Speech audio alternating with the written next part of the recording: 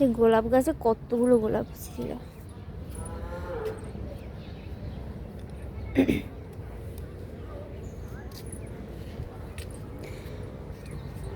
ইয়ে মানে গাছগুলোর একটু যত্ন নেব, সেই সময়টাও আর পাচ্ছি না।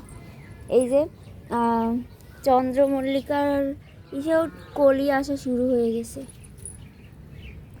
কিন্তু এগুলো যে একটু ভালো করে পরিষ্কার পরিচ্ছন্ন করব ঘাস টাস হয়ে, সে সময়ই পাচ্ছি না। আর ছাদটারও খুব বাজে অবস্থা হয়ে আছে। এইগুলো নতুন নতুন মানে গাছগুলো, যে গাছগুলো পুরনো হয়ে গেছে ওগুলো উঠায় নতুন গাছ লাগাবো, সেটাও হচ্ছে না। ঘাসও পরিষ্কার করা হচ্ছে না, ছাদও পরিষ্কার করা হচ্ছে না।